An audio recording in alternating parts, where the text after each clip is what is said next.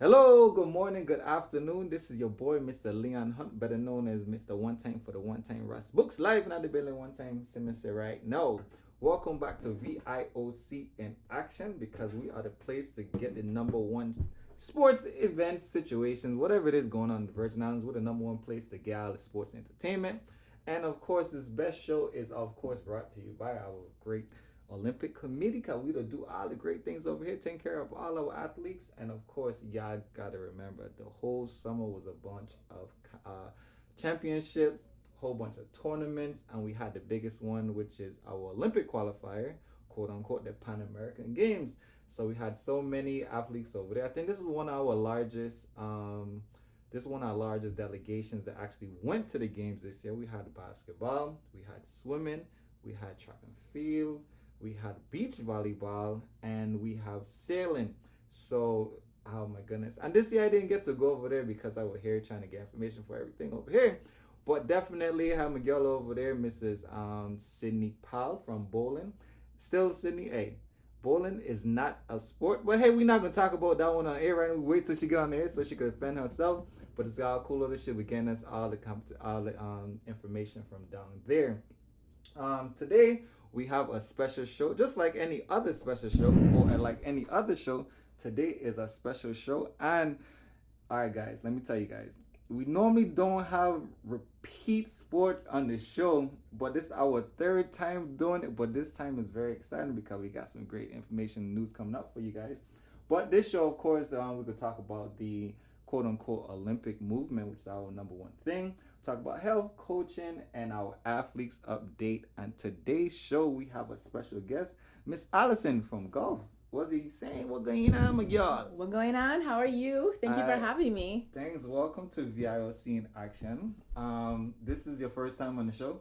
It is. It is your first time on the show. All right, so let me show you. So this show is just like that, not like any other type of show. We like to get in, and we like to see the behind the scenes for what the athletes like to, what they go through in training, what they doing currently now. For sure. How the heck they got into this event? Like why they put their bodies on the line? So that's what we like to bring the people in. We like to bring the athletes or our guests to the people directly. So that's what we'll do. And we don't know who Allison is. So who is Allison? Who am I? Who I love are it. you? No, I love like, it. nobody I love know it. That's who how you we are. start. No, I am from St. Thomas Okay. and played golf here growing up. Okay. Graduated from Antilles and then Okay. went to William and Mary to play Division One golf. Okay. A And- D1 golfer from the Virgin Islands. Wow. Yep, Okay. you know, Okay. True story. True All right. story. And then after that came back, won Miss Virgin Islands, What? and I got right this here down. And then after that, I went headfirst into journalism. So Okay. I went to Columbia to get my master's, and then came back to home and reported for TV2 for several years. So wait, so you've been It's wait, been a so lot of back and golfer, forth. been Miss UVI, then went to Columbia, been on TV channel TV2, TV2. and so why haven't wait a second, so I must be the only person who don't know who you are, especially being in rock. Everybody in rock must know who Allison is for sure. Well, a lot of friends and family here for sure. Let me see. Okay, so how did you fall underneath the radar and us not know, or at least me not knowing everything? I don't know. It might be you, It probably does be me It because might nice be like you. cruise man. So over there, I wanted the I'd people be in up St. and down Croix these to know. roads all the time. Long time. I had a guy. No, I have to know. I must have to get out more. Especially like I've been promising Mr. Coach Nevin and Ali. I'm gonna go out there on the golf course. Well, we got range because we got UVI. Yeah. They ain't fix up the golf course yet. But I tell them man I gonna go over there. I match them up because I got a good drive over there. So Hey. we're gonna get into some golf because they taught me some stuff. 'Cause I need you to teach me some other thing too as well because I need all the skills going out there with Coach Nevin and he know everything, The man Nevin, outside- let me tell you, Nevin, or how we like to call him, Zeus. Zeus. He knows everything and everything and everything there is about You see? golf. And not just Zeus. here, you know, nationally he is Right. recognized, award winning. So Watcha. we have a true treasure in him down here in Down the here. VI. So wait a second. So I think golf is one of those. It's a great retirement sport. Wait, hold up. Golf is a sport of a lifetime. Golf is a sport You that could play- everybody play after they done played the 10 sports they played, and then they retire to golf and they go out there because it's less impact. You don't have to like dribble a ball, throw a ball, get hit. Like you gotta swim. Like you gotta run around a circle. Like, you kind of right, but then look, drive in a golf cart you to have the next thing. Look. You could be 3 years old and play golf. You could be Yeah. you could be 93 and play golf. You also have a lot of athletes who they played golf in high school, but maybe they just went straight up into baseball, Okay. or they just went straight up into football. Okay. You have players like Aaron Rodgers, Okay. who he competes in a lot of celebrity tournaments and wins. You have Tony Romo from the Cowboys back in the day. A whole heap of people, because it's one of those things. It's like you could play golf and another sport, but you have to choose one. See, but sometimes. so you just answered my question for me. People play golf from 3 to 18, 21. 3 to 21. Then they go to their sport that they really want to play until 65 when they retire, and then they play golf again. No. See, they still playing golf. So in between 21 and 65 they play. But Yeah. we just see them at 65 when they out there and they just like, hey, let's go play some golf and do everything My else. gosh.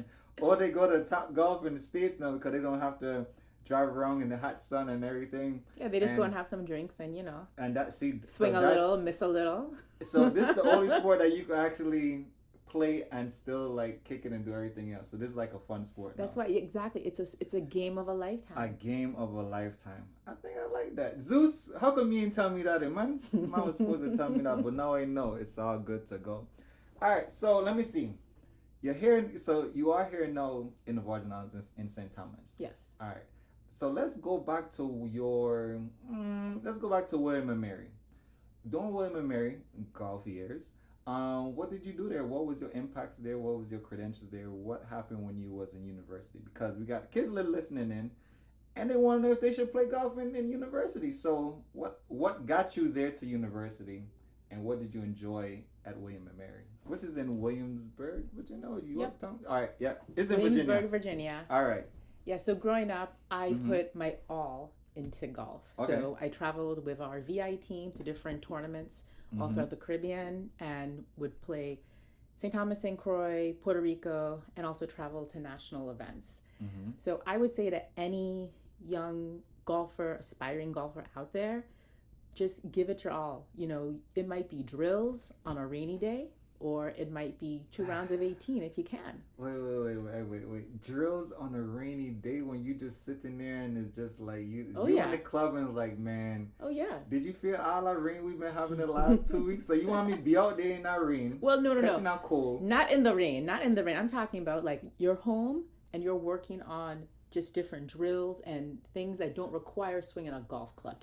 Working on mechanics. What else don't requires? Oh, wait. Okay, wait. So now, see, never. All right. So I'm Zeus, getting a little. No, that's good. I'm getting a little golf nerdy here when That's it good comes to the because mechanics of the golf They game. didn't tell me this stuff when the last. So Ali and But it's Zeus who gave me the drills when I was He younger. must have forgot because see, and I'd like to tell them, all right, so when people forget stuff, it's not they just forgot it and don't know what they was doing. It's that they already mastered those things that they're just so upon greater knowledge now. There's like, you afford to miss some things here and there. So I give them a little, okay, you got it. Okay, so tell us about these these movements or the mechanics that we can do without a golf club. I could probably talk for an hour on these drills, but I don't want to put people to sleep. All right. But I'll break it down like this. If it's a rainy day or even if it's in your off time, as an athlete, you are constantly trying to think of ways to improve and ways to make yourself better. Okay. So it might be extra workouts or sit-ups on your core. It might be some lunges. It might be some push-ups or whatever. Okay. Or it could be just working on something mechanical in your golf swing. Or maybe it's baseball. You're working on your baseball swing. All right, so this is all the torque. This is all the turn. Yeah, right? So is this the okay? If we're looking at golf, usually whatever is every sport has their main part of the body. Right. So, and I'm assuming in golf and baseball, and I guess softball, and stickball and cricket, and I think rounders. I don't know. So all these sports. Get them out there. Right. All these sports that now you hit the torque from the upper body to the hip area. Yeah. This twist. So would you say this would be the most important function that happens in golf? Yeah. Okay. And a lot of it comes back to like what mechanically is natural to you as well, but for the most part you are trying to drive the power with your core and your hips. Okay, so it's all in the hips and all in the core. Yeah.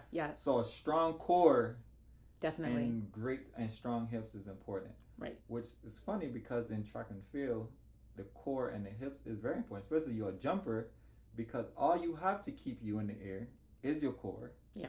And you need hips because of the impact that you hit the ground with. It's so much. Like you're hitting so much force on each step that you just hitting this ground with. It's like, okay, you need to have strong hips. And it's also important just, because even when you're a young athlete, you're constantly thinking of the future, right? So you want to make sure that your body's going to be able to handle and be able to like go for as much longevity as possible. I don't think you think about it as an athlete until you start getting hurt. Really? Because I didn't start thinking about my future. It was like, man, I'm going to be able to run and play basketball the whole time. No. Once you hit 30, it was like, man, I shouldn't have been playing on concrete those years all the time. Or yeah.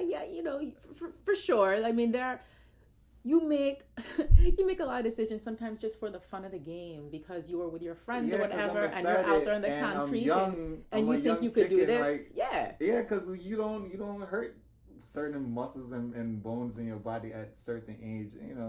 They have some people with injuries, but you just kind of wake up and go out there and you play for 6 hours straight, and then you're like, hey, come cool, and do it again the next day and the next day and the next day, until eventually now you turn 30, and then you're like, wow. Yeah. Man, you might need to take out this week. Yeah. Do some extra stretching. Yeah, but so athletes out there, maybe they should start thinking about the longevity if they want to continue a particular sport for X amount of time. You got to start thinking about these things, how to take care of your body. So that's cool. All right. So hopefully they're listening. Yeah. I mean, when you're striving for Division I sports or just college sports, whatever, or you're striving to play in professional sports, how you handle your body, how you keep it strong and safe, and also to get better in your game or sport, you're thinking about that, and ways to do that. So, I mean, in your off time, you're thinking about doing that. And I would encourage young athletes to do that, and also just to be as ambitious as possible.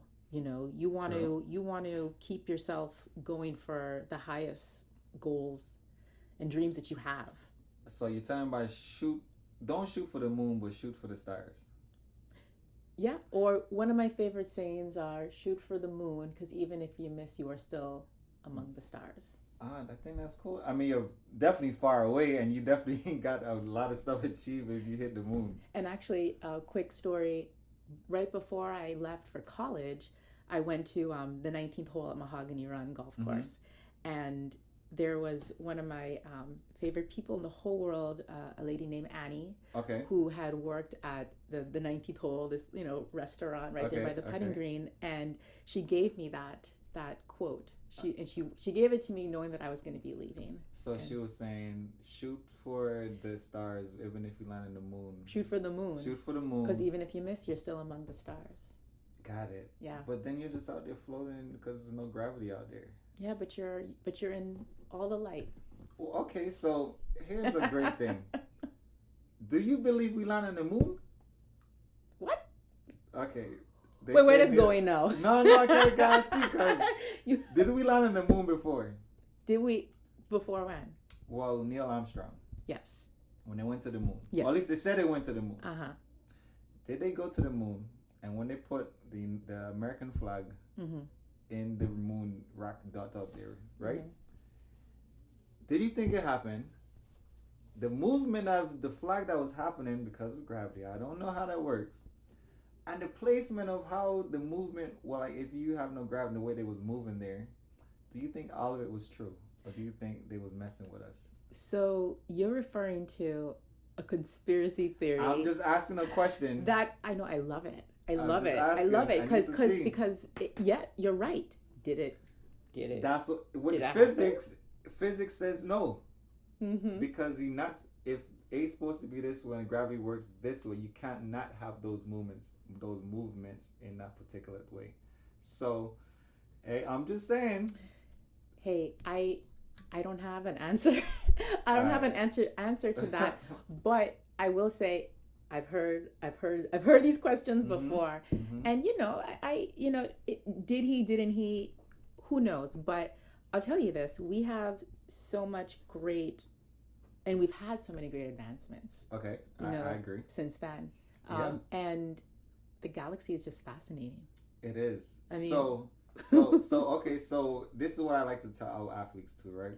Is that don't go out there in sports without a GPS, like a destination. That's good. Because you're just watching the GPS and having nowhere to go. It's just going. Like you're driving a car and you don't put a destination in, you're lost. I mean, you might be going good, driving from somewhere to somewhere or wherever that where is, because no destination is nothing there. But put something there so you could actually shoot for it. You know, if you want to be the greatest golfer, then you say, hey, okay, cool. I can be this person. I can be like Allison out there. You know who the greatest golfer is. So it's so true. It's so true, and it helps you because you have, like you say, you have like a roadmap of where you want to go, and it keeps you focused. It helps bring those dreams to reality. And for me, being on the LPGA was the goal. That was the goal for, probably half of my life. Wow. And yeah, because I remember from age 6, 7, when I started to play golf, actually, I think it was 6 years old, I said I want to be on the LPGA tour. And it was, guns blazing, like that was what I was going to do. But I knew that to get there, I had other goals I needed to hit prior. And everything was leading up to that. So playing golf in college, that was a huge opportunity to move closer to that goal. But I will tell you this, when I got to college, a lot changed mindset-wise. Okay. And I think it really does for most college kids, right? Because they mommy and daddy home, you gotta clean your own, you gotta wash your own clothes. Nobody gonna tell you to get up for class. Right. You could fail classes and you could drop classes without telling mommy. Like, why you sending an extra semester in school again? Yeah, because I blah blah blah. Yeah, you didn't see the bill or that, but yeah, I got you. Yeah, for sure, and it's a whole new world. I mean, it is. I know that's cliche, but it really is. And when I got to college, I thought to myself, I love this game, golf. I still want to compete. I still want to play for the Virgin Islands national team. But I want to build. I want to use my skill set in business, in journalism. Right. And I want to pursue those goals as well. And I want to do that now. Yes. So that's what I did. So people athletes or young athletes coming up. Students, you're a student first. Yep. And then an athlete.